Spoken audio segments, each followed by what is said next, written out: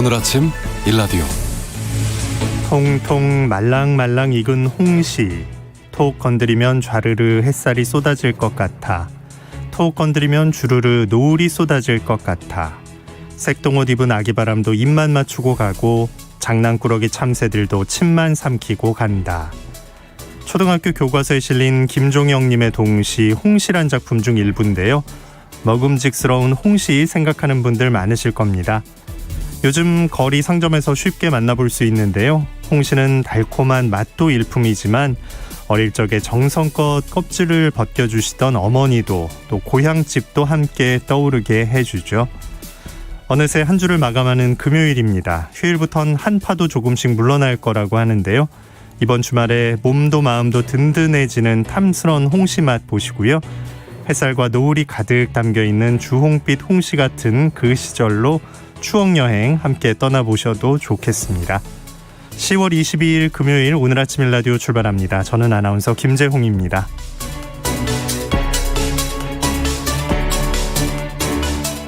오늘 금요일 새농퀴 당첨자 발표가 있는 날입니다. 이번 주 정답과 선물 받으실 분들을 지금 바로 알려드립니다.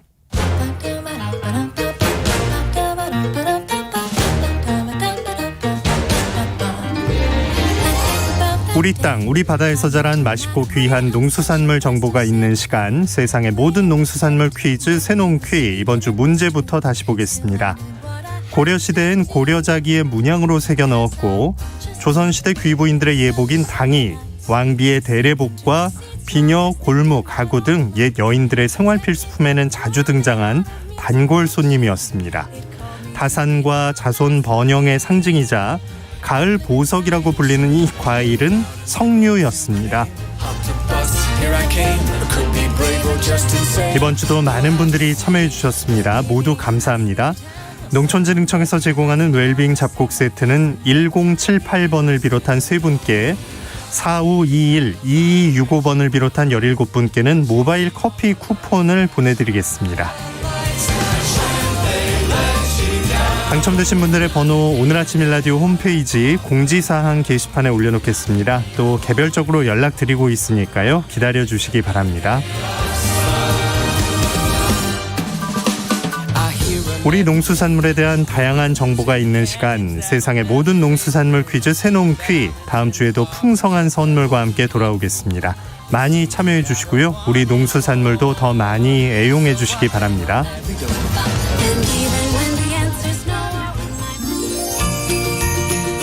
유익한 정보와 살아있는 이야기가 있습니다. KBS 오늘 아침 일라디오.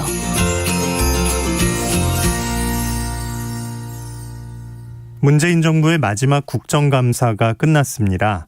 국회 상임위원회마다 시작과 종료 시점이 하루 이틀 차이가 있습니다만 농림축산 분야 또 해양수산정책을 총평가하는 국회 농림축산식품해양수산위원회는 20일 농림축산식품부와 소관기관, 또 21일엔 해양수산부와 소관기관을 끝으로 3주간의 국감 일정이 마무리됐는데요. 첫날에 대장동 특검 문제로 여야가 갈등하는 상황이 생겼지만 이후의 일정은 무난히 치러졌습니다. 마지막 날엔 어떤 농정 이슈들이 국감장을 달궜을지 오늘 농수산 이슈 농림축산식품부 종합감사 현장 얘기 들어봅니다. 한국농정신문 원재정 기자 전화 연결돼 있습니다. 안녕하십니까? 네, 안녕하세요. 한국농정신문 원재정입니다. 네. 자, 3주간의 국정감사 일정이 모두 끝났는데요. 이번 감사 취재 총평부터 좀 들어볼 수 있을까요? 네, 문재인 정부의 마지막 국정감사였던 2021년 국정감사가 3주간의 일정으로 모두 끝이 났습니다. 지난해까지만 해도 국회 현장 취재가 가능했는데요. 올해는 국회 인터넷 의사중계 시스템을 통해서 이 실시간 생중계된 영상을 보면서 국정감사 내용을 취재했습니다. 내년 3월에 대통령 선거를 앞두고 여야 간 이 사전 대선 운동판이 되면 어쩌나 정책 국감 대신에 정쟁만 하는 거 아니냐 이런 걱정들을 좀 했는데요.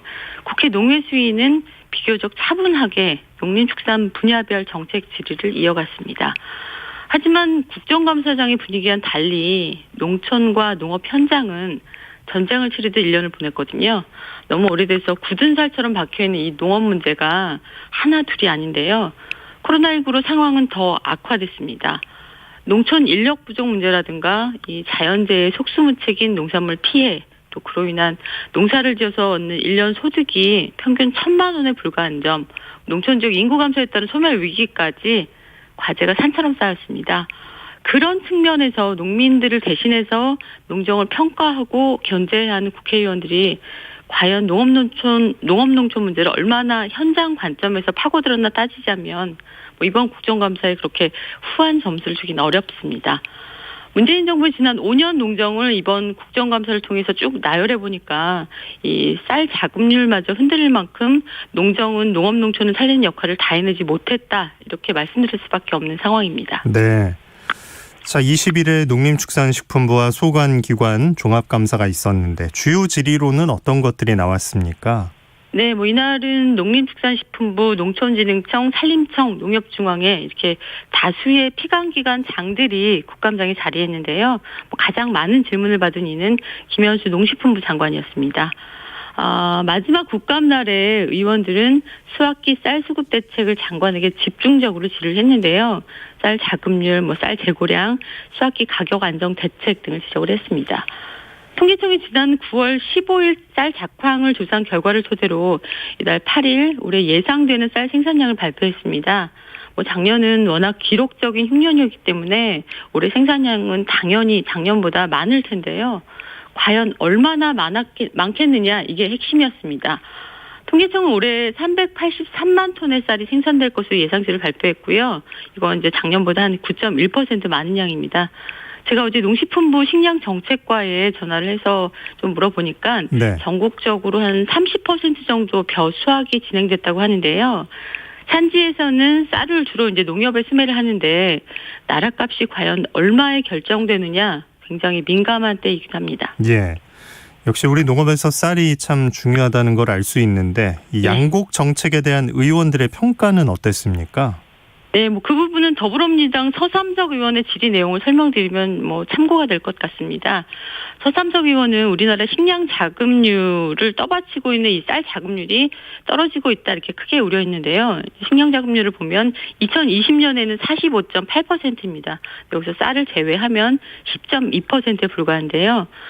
보통 이제 우리가 쌀은 충분히 생산되고 있다, 혹은 과잉 생산되고 있다, 이렇게 얘기를 하는데요. 이 수입쌀까지 포함해야지 소비량 대비 과잉이다, 이렇게 얘기할 수 있는 거지. 국내산 쌀만 기준으로 하면 2015년에 101%였던 쌀 자급률은 2020년에는 92.8%로 8.2%포인트나 감소한 상황입니다. 국내산 쌀만으로는 100% 자급을 장담하기가 점점 어려운 게 이 이상 기후 때문이기도 한데요. 지난달 초만 해도 이 넉넉한 쌀 생산량을 기대했지만 9월에 가을 장마가 찾아오면서 전북 지역을 중심으로 도열병, 깨시무늬병 등의 피해가 지금 큰 상황입니다. 언제라도 지난해와 같은 대흉년이 발생할 이런 가능성이 짙다는 건데요. 이런 조건을 보면서 이제 정부가 안정적인 쌀 수급 대책을 세워야 하는데 현재 조건은 그리 안정적이진 않습니다. 서삼석 의원은 점점 낮아지는 쌀 자급률을 비롯해서 정부가 위기 상황을 대비해서 비축해야 하는 정부 양곡 재고량이 역대 최저라는 이런 불안한 실태도 지적을 했습니다. 국제연합 식량농업기구, 그러니까 FAO는 최소 연간 소비량의 17% 내지 18%의 곡물을 상시 비축할 것을 권고하고 있는데요. 이걸 이제 쌀로 따져보면 70만 톤에서 한 80만 톤가량이 상시 비축돼 있어야 한다, 이런 계산이 나옵니다. 이와 관련해서 농식품부 자료를 분석한 결과를 이 서삼석 의원이 발표한 내용을 보면 FAO 권고 기준을 충족한 것은 지난 10년간의 기간 중에서 2015년부터 2018년까지 단 4차례뿐입니다. 그 외에는 늘 이제 권고 기준보다 부족한 쌀을 정부가 비축하고 있었다, 이런 설명이 가능한 건데요. 저도 이 문제를 지적하는 기사를 쓴 바 있습니다만 올해 정부가 비축한 이 국산 쌀 재고량은 9월 기준으로 역대 가장 낮은 15만 톤입니다. 네, 이 부분에 대한 지적이 있었고 쌀 정책 다음으로 많이 얘기됐던 주제는 뭐였을까요? 네, 농산물 생산 기반인 농지 문제도 빼놓을 수 없는 주제인데요. 지난 상반기 이슈가 한국토지주택공사, 그러니까 LH 직원들의 신도시 개발 예정지 농지 투기 문제였습니다. 그래서 이제 농지법도 개정이 됐고요. 물론 비농업인의 농지 소유를 근절할 완벽한 법 개정이 아니라는 한계가 있기는 합니다만, 그런데 이제 이 농업법인들이 농지를 대거 매입하는 문제, 그리고 외국인들의 농지 매입이 증가하고 있다 이런 문제도 정부가 실태 조사를 해야 한다 이런 질책이 나왔습니다. 네.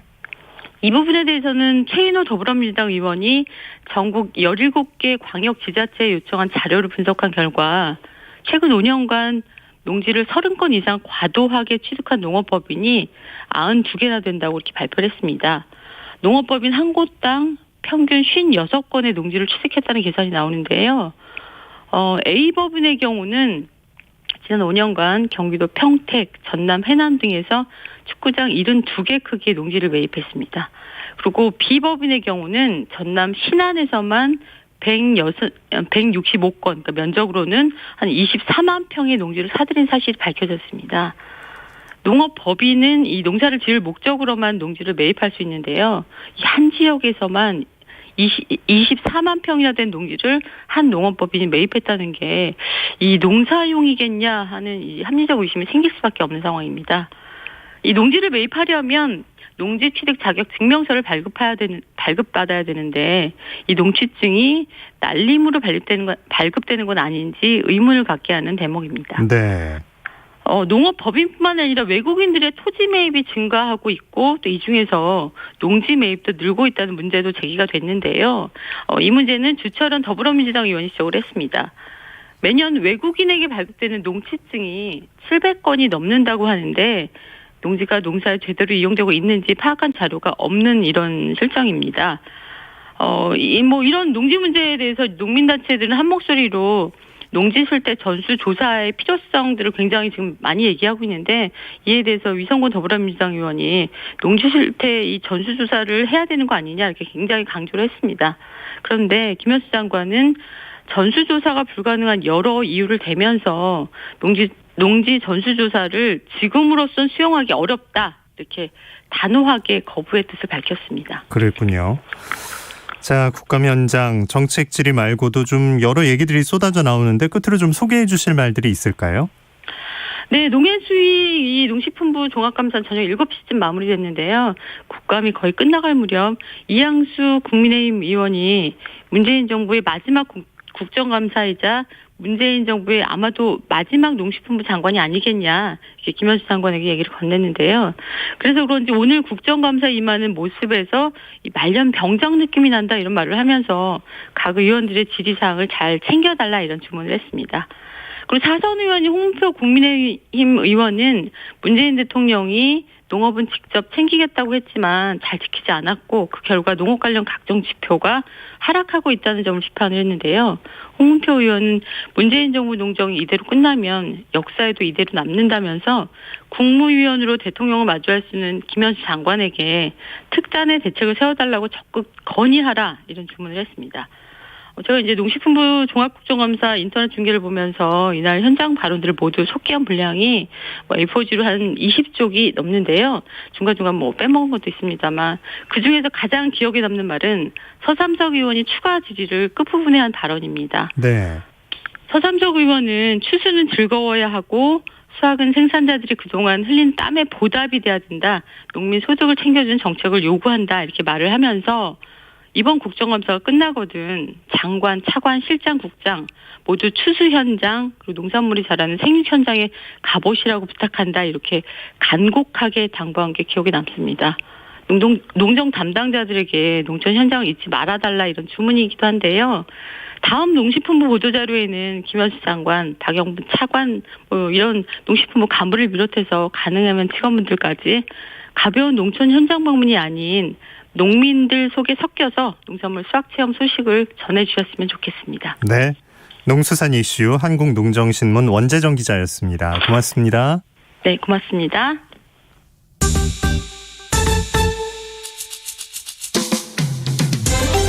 활기찬 하루를 여는 오늘 아침 1라디오 건강한 아침 습관.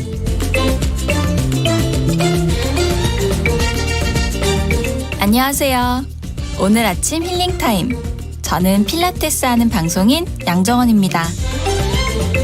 잘못된 자세나 스트레스로 목에 통증이 있는 분들께 특히 좋은 목 좌우 스트레칭. 함께 해보실까요? 가장 기본적인 동작이지만 목, 어깨 근육 뭉침을 풀어주고 유연하게 해주는 동작입니다. 자, 먼저 머리를 오른쪽으로 지그시 기울여주세요. 손이 자유로우신 분은 오른손으로 머리 반대쪽을 감싸고 오른쪽으로 당기듯이 지그시 눌러주세요. 이때 왼쪽 어깨가 따라 올라가지 않게 주의해주세요. 하나, 둘, 셋, 넷, 다섯. 이때 귀가 어깨에 닿는 느낌으로 쭉 늘려주세요. 자, 이제 왼쪽으로도 천천히 머리를 기울여 목을 늘려볼게요. 하나, 둘, 셋, 넷, 다섯. 가능하시면 좌우 5초간 3회씩 반복해주세요. 오늘도 여러분의 건강한 하루를 응원합니다. 저는 양필라 양정원이었습니다.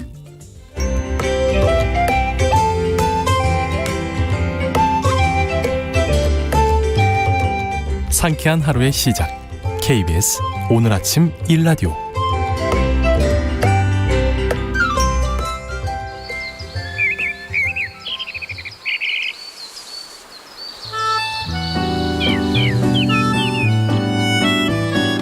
숲으로 가는 길.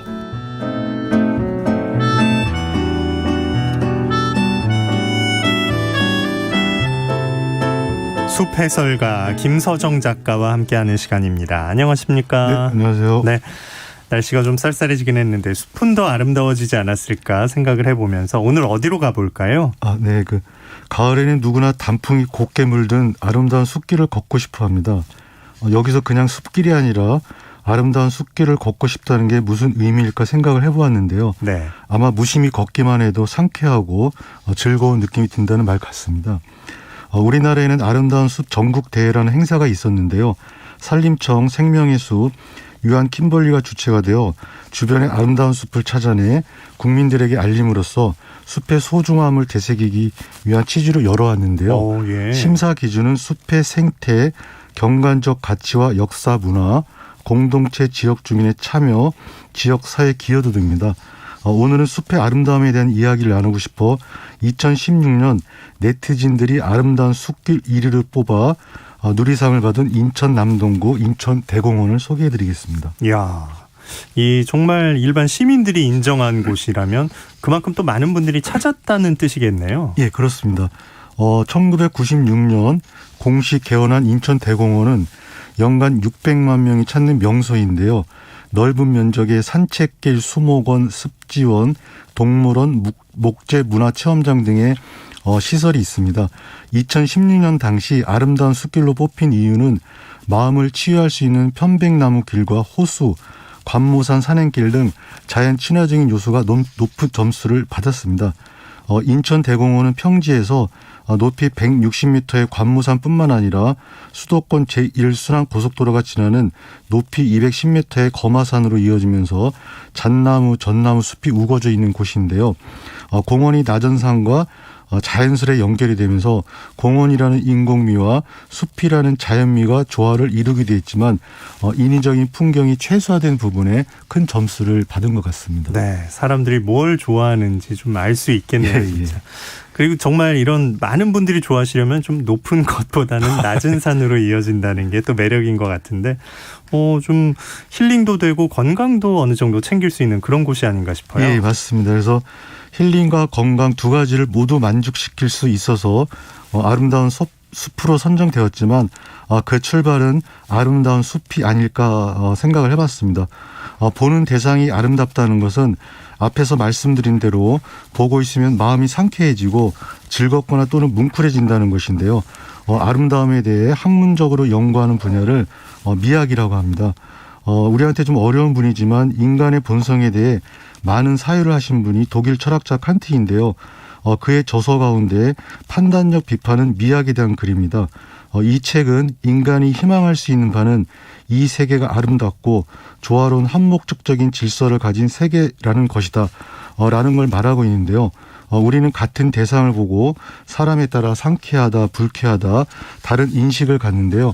무심하게 대상을 보아도 모두가 아름답게 여겨지는 게 이제 숲이 아닐까 이런 생각을 해봤습니다. 네. 그래서 칸트도 미란, 즉 아름다움이란 무관심하게 사람들을 즐겁게 하는 것이다 라고 말했는데요.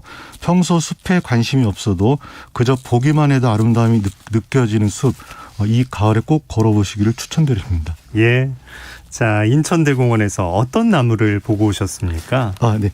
인천대공원에 간 원래 목적은 그곳에서 2008년 정식 개원한 인천 수목원을 답사하려고 했었는데요.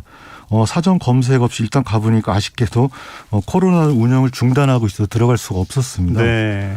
그래서 발길을 돌릴까 하다가 그것까지 찾아간 걸음이 좀 아까워가지고 인천대공원을 쭉 둘러보았는데요. 제가 갔을 때는 큰 꿩의 비름, 금불초, 천일홍 등이 아름답게 꽃을 피우고 있었고요. 느티나무, 왕벚나무, 메타세쿼이아 등도 우람하게 서 있었습니다. 다소 힘들무렵 산 그림자라도 않을 만한 넓은 호수가 나타났고요. 그 옆길을 걷다 장미연이 보여 남은 장미꽃 냄새에 마음을 달래는데 문을 닫은 인천수목원이 또 보였습니다. 다가가서 보니까 그 옆에 외롭게 홀로 자라고 있는 자기나무가 보여서 자기나무를 소개해드리겠습니다. 네. 인천 수목원 옆에 있는 홀로 자라고 있는 자귀나무, 어떤 나무인가요? 예.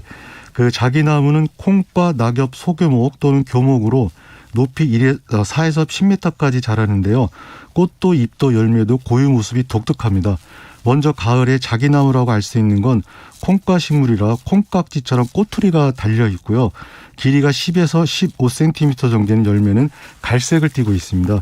마치 마른 작두콩 열매처럼 보이는데요. 네. 이 열매가 겨울까지 매달려 있으니 열매만 잘 기억해도 자기나무라고 우리가 알 수가 있고요. 다음으로 잎이 달린 모양입니다. 이회 깃골 겹잎이라고 해서 가운데 하나의 잎자루에 7에서 10쌍의 잎자루가 옆으로 붙어있는 모습인데요. 옆으로 자란 잎자루에는 1에서 2cm 정도 크기로 난 모양을 하고 있는 작은 잎들이 짝수로 나 있습니다. 그러니까 잎들이 잎자루 양쪽으로 나란히 줄지어 붙어있는 모습이 새의 깃털처럼 보인다고 해서 깃골 겹잎이라고 하는데요. 자기나무는 특이하게 이 모습을 두 번을 보여준다는 겁니다. 네네. 그리고 여름이 되면은 피는 자기나무 꽃은 가지 끝에서 잎 위로 피어나는데요. 한 나무에 숫꽃과 양성화가 함께 피는 숫꽃 양성화 한 그루로 꽃받침이 꽃잎 역할까지 하고 있습니다. 그 안에서 연분홍색을 띤 실처럼 길게 뻗어 있는 수술이 25개씩 모여나서 참으로 아름다운데요. 그러니까 우리가 꽃잎으로 보이는 모습이 실제로 꽃잎이 아니고요. 이를 보고 많은 분들이 공작 깃털 같다고 하십니다. 꽃 피는 것도 꼭 한번 보고 싶네요. 유튜브 창에서 자귀나무 모습 확인하실 수 있습니다. 자귀나무의 아름다움 또 뭐가 있을까요? 네. 자귀나무의 가장 큰 특징은 밤이 되면 말씀드린 짝수 잎들이 서로 포개지는데 이 모습이 마치 잠을 자는 모습 같아 자귀나무 이렇게 불리고 있습니다. 네. 이를 보고 자귀나무를 야합수, 합환수, 합혼수 혹은 황혼나무라고 부르는데요. 실제로 밤에 잎을 합하는 것은 광합성을 할 때를 제외하고는 수분을 줄이겠다는 생존 전략인데요. 이를 식물의 수면 운동이라고 우리가 말을 하고 있습니다. 그러니까 식물이 잠을 잔다는 것인데요. 식물은 햇빛이 없는 밤에는 광합성을 하지 않고 호흡만 하는데요. 이를 두고 이제 잠을 잔다고 표현을 하는 것 같습니다. 그래도 자기나무처럼 잎을 포개주면서 이런 모습은 많지가 않습니다. 그래서 자기나무를 애정목이라고도 부르는데요. 부부 금슬이 나빠지면은 자기나무를 일부러 앞마당에 심었다고 합니다. 이 나무 껍질을 삶아서 같이 마시면 절대 이혼하지 않는다고 하는데요. 무심히 보기만 해도 부부 사이를 좋게 해준다는 나무 그 자체가 아름다움이 아닐까 생각해봤습니다. 예. 미항 얘기를 왜 하셨나 했더니 이렇게 이어지는군요. 예. 자귀나무 정말 좀 특별한 나무네요. 맞습니다. 예, 또 어떤 설명을 해주실 수 있을까요? 자기나무는 행복목이라고도 합니다. 그래서 집 마당 말고도 마을 어귀에 한 그루씩은 꼭 심었다고 하는데요. 우리가 담벼락 밑에 건강을 위해서 보약나무라고 할 수 있는 개드릅, 오가피 같은 의미로 심었는데요. 네. 몸이 아플 때 껍질을 삶아 탕으로 마시면 약효가 있었기 때문이라고 합니다. 그런 뜻으로 자기나무 한 그루가 덩그러니 서 있는 건지는 모르겠지만은요. 그것만 보고 돌아서기는 좀 아쉬워서 수목원 울타리를 따라 산으로 한번 들어가 봤습니다. 조금만 더 하며 가다 보니까 습지가 나오고 거기에 고마리, 환삼덩굴, 돼지풀 등이 우거져 제대로 걷기가 힘들었는데요. 그래도 언뜻 길이 보여 계속 가보니까 외곽 순환도로 밑으로 들어갔고요. 그곳을 다시 나오면서 인천대공원 산책길에 다다르니 졸졸 흐르는 물가 주변으로 엽기가 가득 자라고 있어 엽기를 소개해드리겠습니다. 예, 제대로 탐방을 하셨는데 엽귀는 어떤 풀인가요? 네. 엽기는 잎이 달린 줄기 부분에 마디가 뚜렷한 마디풀과 한해살이 풀로 보통 높이 40에서 80cm인데요. 마디풀과는 우리가 메밀로 우리가 이렇게 기억을 하시면 좋을 것 같고요. 네. 엽기 가운데 키가 크고 구부러져 노인 장대로 불리는 털 엽기는 2m까지 자라는데요. 지금 종용용으로 많이 심고 있습니다. 엽기는 북반구에 100여 종이 있고 우리나라 국립표준식물 목록에는 42종이 실려 있는데요. 엽기, 개엽기, 명화자엽기, 바늘엽기, 기생엽기 등 많은 종류가 있어서 구분이 쉽지는 않습니다. 그래서 우리 흔히 보면서도 가까이 살펴보지 않는 식물이 엽기이기도 한데요. 네. 허리를 숙이고 줄기에 알처럼 다닥다닥 붙어있는 연분홍 꽃을 보면은 그 화려함에 감탄을 금치 못합니다. 그런데 엽기의 특징으로 그 꽃은 꽃잎이 아니고 꽃받침인데요. 그러니까 꽃받침이 꽃잎 역할까지 한다 이렇게 보시면 되고요. 돋보기를 통해서 자세히 보시면은 그 안에서 수술과 암술이 고개를 내밀고 있는 모습을 보는데 상당히 경이롭습니다. 그것까지 좀 들여다봐야겠네요. 네. 흔해서 잘 모르는데 그게 이제 엽귀였던 거네요. 네, 맞습니다. 지금은 관심에서 멀어졌지만 엽기 영어 이름이 워터페퍼입니다. 잎과 줄기가 맺기 때문인데요. 이 성질을 이용해서 물가에서 고기를 잡았습니다. 저도 실제로 어릴 때 그렇게 했었고요. 엽기를 돌로 이렇게 쪄가지고 그걸 물에 풀면은 물고기 움직임이 좀 느려집니다. 둔해지는군요. 네, 그때 이제 물고기를 쉽게 잡아 올렸습니다. 그래서 네. 엽기라는 이름의 유래는 여러 가지가 있는데요. 꽃이 붉고 그 맛도 매워서 귀신을 쫓는다는 뜻의 엽기에서 나왔다고도 하고요. 이 꽃대에 작은 꽃이 줄줄이 얽혀있는 모습 때문에 엮여 있다 해서 엽기가 되었다는 이야기도 있습니다. 둘 다 말이 되네요. 예. 예. 그러니까 자귀나무는 그 부부의 행복을 위해서 또 일부러 심기도 했고 엽귀는 그 자세히 보면 참 아름다운 꽃을 가지고 있는 건데 이제 우리가 예전처럼 물가를 다니지 않으니까 이게 벌어지게 됐다 이런 생각이 드네요. 맞습니다. 그래서 이 자귀나무와 엽기의 공통점은 꽃받침이 꽃잎 역할까지 한다는 것. 그러니까 우리가 보통 꽃이라고 하면은 꽃잎과 수술, 암술 그리고 꽃받침이라는 기관이 있는 걸 말하는데요. 이를 갖춘꽃이라고 합니다. 근데 이들은 꽃잎이 없으니 안 갖춘 꽃이라고 부르는데요. 꽃받침은 잎이 변한 것으로 대개 녹색을 띠는데 그 목적은 꽃잎을 보호하는 것이고요. 꽃잎은 곤충들을 불러들이는 역할을 하면서도 암술과 수술을 보호하는 겁니다. 네. 식물의 최종 목적이 좋은 씨를 만드는 것이라고 할 때 꽃받침도 있고 꽃잎도 있으면 가장 좋겠지만 꽃받침을 화려한 꽃잎으로 바꾸어 꽃잎에 들어갈 에너지를 씨에 투여한 것이 아닐까 생각해 보았는데요. 그래서 모든 것을 갖추지 못한 자기나무와 엽기이지만 그 꽃의 아름다움은 큰 감동을 가져옵니다. 다시 독일 철학자 칸트가 그 인간의 본성에 대해서 치열한 사유를 했다고 하는데요. 그 핵심은 우리는 무엇을 알 수 있는가, 우리는 무엇을 행해야만 하는가이고 마지막으로 미학을 다루면서 우리는 무엇을 희망해도 좋은가에 대한 이야기를 하였습니다. 그 희망의 시작은 아름다움을 느끼는 마음일 것 같고요. 무심히 보아도 아름답기만 한 숲과 나무 그리고 꽃 그들을 찾아가고 알아가면서 엮이게 되면은 우리도 아름다운 삶을 살 수 있지 않을까 하는 생각을 그곳에서 해봤습니다. 네, 엮기 들어봤는데 엮이게 된다는 게 또 이렇게 중요하네요. 예. 숲으로 가는 길 숲해설가 김서정 작가님 고맙습니다. 네, 감사합니다. 오늘 아침 일라디오 함께하고 계십니다. 지금 시각 6시 45분입니다.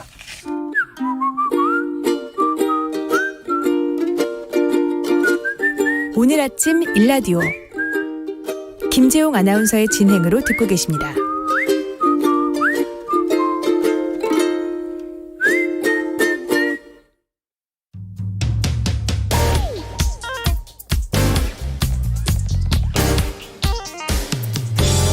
오늘 아침 뉴스 브리핑 정상근 기자와 함께합니다. 안녕하십니까? 네, 안녕하십니까? 네, 어제 누리호 발사에 대한 관심 대단했는데 절반의 성공이라고 봐야 하나요? 네, 이 제작부터 발사까지 대한민국의 순수 기술로 만든 한국형 첫 발사체 누리호가 지표면 위 700km 우주까지 잘 날아갔습니다. 누리호는 어제 오후 5시 정각 전남 고흥의 나로우주센터에서 수직으로 날아올랐는데요. 발사 2분 만에 대기권을 벗어나서 성층권에 들어감으로써 시야에서 완전히 사라졌습니다. 이때 1단 로켓이 분리가 됐고 이어서 위성 보호 덮개와 2단 로켓까지 분리에 성공을 했고요. 그리고 오후 5시 15분 이 모형 위성이 3단 로켓을 떠나 분리가 됐습니다. 다만 이 최종 목표였던 모형 위성을 궤도에 올려놓는 데는 성공하지 못했습니다. 3단 로켓의 연료가 예상보다 46초 덜 연소가 됐기 때문입니다. 어느 나라건 이 처음 개발한 발사체가 첫 발사에서 성공할 확률이 30% 정도에 불과하다라고 하는데요. 일론 머스크가 만든 이 항공 우주업체 스페이스X도 이 첫 발사 성공까지 3번이나 실패를 경험했습니다. 하지만 이 누리호를 실패 이렇게 규정을 할 수는 없는데요. 이번 발사의 핵심인 엔진 작동 기술은 성공적으로 이루어졌기 때문입니다. 우리나라는 독립적인 우주 개발을 위한 첫 걸음을 내디딘 것이고요. 이 누리호는 내년 5월 1.5톤급 실용위성을 지구 저궤도 상공에 올리는 데 도전할 계획입니다.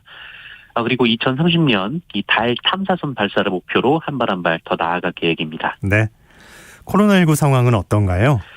네, 어제 발표된 코로나19 신규 확진자 수는 1,441명이 나왔습니다. 전날보다 130여 명 정도 줄었고요. 지난주 목요일 발표된 확진자 수와 비교하면 500여 명 정도 줄었습니다. 이 목요일 발표되는 확진자 수 기준으로 보면 14주 만에 가장 낮은 수준이기도 한데요. 오늘도 1,400여 명대의 확진자가 나올 것으로 예상이 되고 있습니다. 현재까지 백신 접종 완료율은 67.4%까지 올라갔는데요. 방역당국은 막바지 접종률 제고에 박차를 가하고 있습니다. 이에 따라 어제부터 2차 접종 예약일을 놓쳤더라도 이 별도 예약 변경 절차 없이 이 병의원에 문의한 뒤 이 당일 접종을 받을 수 있도록 했습니다. 한편 이 단계적 일상 회복 시행이 이르면 다음 달 1일부터 시행될 예정인 가운데 이 구체적인 정부 시한은 다음 주 월요일 공청회에서 공개될 예정입니다. 이날 공청회에서는 거리두기 개선 방안과 백신 패스 운영 그리고 이 실내외 마스크 착용 기준 등에 대해서도 다양한 의견 수렴이 이뤄질 전망입니다. 네. 윤석열 국민의힘 대선 후보는 전두환 발언에 대해서 사과했네요. 네, 윤석열 후보는 전두환 씨가 군사 쿠데타와 5.18만 빼면 정치는 잘했다고 한다라면서 호남 분들 중에도 그렇게 생각하는 분들이 많다 이렇게 주장해서 논란이 됐는데요. 어제 이에 대해 사과를 했습니다. 윤석열 후보는 어제 오전 이 청년 공약 발표 석상에서 이 설명과 비유가 부적절했다는 많은 분들의 지적과 비판을 겸허하게 수용한다며 유감을 표한다라고 밝혔는데요. 하지만 이 사과가 아니라 유감이라는 표현에 대한 비판이 이어졌고 또 유감 표명 이후 또 자신의 발언 취지는 정당했다라는 뉘앙스의 발언을 해서 논란이 이어졌습니다. 이에 어제 오후 윤석열 후보는 재차 페이스북을 통해서 유감을 표명했는데요. 이 발언의 진위는 결코 전두환 찬양이나 옹호가 아니었다면서 하지만 독재자의 통치 행위를 거론한 것은 옳지 못했고 이 발언의 진위가 왜곡됐다고 책임을 돌린 건 역시 현명하지 못했다라고 밝혔습니다. 이후 윤석열 후보는 유감을 다시 송구하다라는 표현으로 바꿨습니다. 한편 국민의힘 이준석 대표는 어제 호남을 방문해서 전두환 씨는 정치를 한 적이 없고 통치를 했을 뿐이다라면서 윤석열 후보 발언에 동의하기 어렵다라고 선을 그었는데요. 그런데 국민의힘 김재현 최고위원은 이 부동산 원전 정책 두 가지는 문재인 대통령이 전두환 씨에게 배웠으면 좋겠다라고 발언해서 다시 논란이 됐습니다. 민주당은 윤석열 후보에 이어 김재현 최고위원까지 망언이 이어지고 있다고 비판했습니다. 네. 자, 유동규 전 성남도시개발공사 본부장 등이 곽상도 의원에게 뇌물공여를 모의한 녹취록이 나왔네요. 네, 어제 서울신문 보도였는데요. 이 대장동 관련 의혹 핵심 인물로 지목된 그 유동규 전 성남도시개발공사 기획본부장과 김만배 전 머니투데이 기자 간의 대화 녹음 파일이라고 합니다. 이 파일에는 주요 정치계, 법조계 인사들에게 50억 원을 제공하는 방안을 논의하는 내용이 담겨 있다라고 하는데요.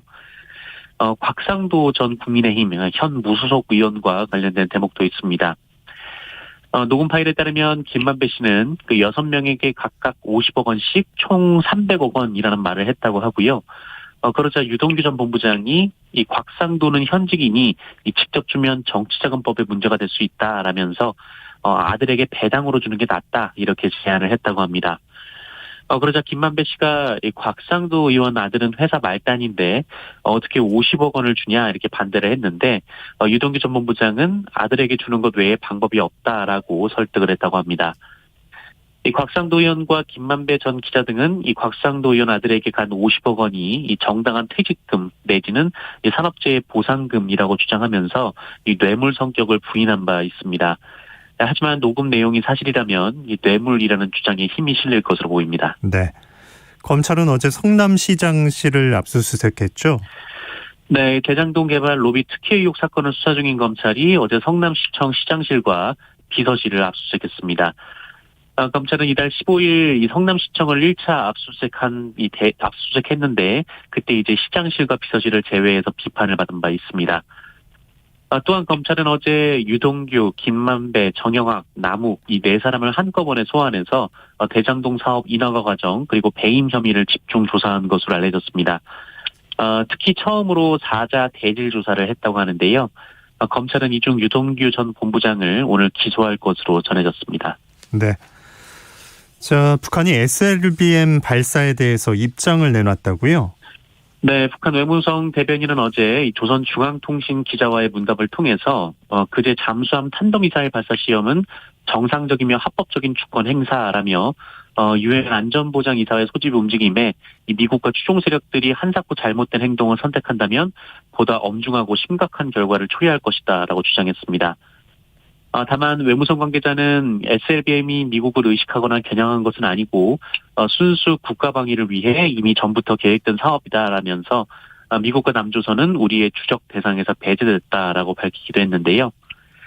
미국의 백악관 젠 사키 대변인도 현지 시간으로 20일 기자들과 만나서 이 북한의 탄도미사일 발사에 대해 이 조건 없이 대화하자는 기존 입장에 변함이 없다라며 수개월 전부터 같은 입장이라고 말했고요. 노규덕 외교부 한반도 평화교섭본부장도 어제 미국과의 종전선언 협의가 진지하게 이루어지고 있다라고 밝히기도 했습니다. 한편 이 성김 미국 대국정책 특별대표가 오늘 한국을 방문할 예정인데요. 이 종전선언 논의에 진전이 있을지 주목이 되고 있습니다. 네. 자, 달라진 점이 있는데 어린이 보호구역의 주정차가 이제 금지된 거죠? 네, 어린이 보호구역 내에서는 주차는 물론 정차도 전면 금지가 됩니다. 이를 어기면 승용차 기준으로 일반 도로 불법 주정차 과태료의 3배인 12만 원이 부과됩니다. 어린이 보호구역은 이 전국 유치원과 초등학교 정문 반경 300m 이내 도로를 의미하는데요. 그동안에는 보호구역이라 하더라도 이 별도로 주정차 금지 장소로 지정돼 있지 않았다면 합법적으로 주정차를 할 수가 있었는데 아이들이 아무래도 시야가 낮다 보니까 이 주차된 차들 자체가 굉장히 위험할 수 있다는 지적이 이어졌고 법이 바뀌었습니다. 다만 이 시도경찰청장이 안전표지로 허용하는 구역에서는 이 정해진 시간에 한해서 어린이 승하차를 위한 주정차는 가능해집니다. 아울러 기존 보호구역에서 교통사고를 일으켜서 운전면허 정지 또는 취소 처분을 받은 운전자만 특별교육을 받았는데 앞으로는 벌점만 받아도 교육을 받아야 합니다. 네, 뉴스브리핑 정상근 기자와 함께했습니다. 고맙습니다. 고맙습니다. 자, 오늘 가을 추위가 있습니다. 낮 동안은 안개 거치면서 서쪽 지역엔 맑은 하늘 드러나겠고요. 동쪽 지역엔 비 소식이 있습니다. 5에서 30mm 내리겠습니다. 이번 주말과 휴일 쾌청한 가을 하늘이 이어지겠는데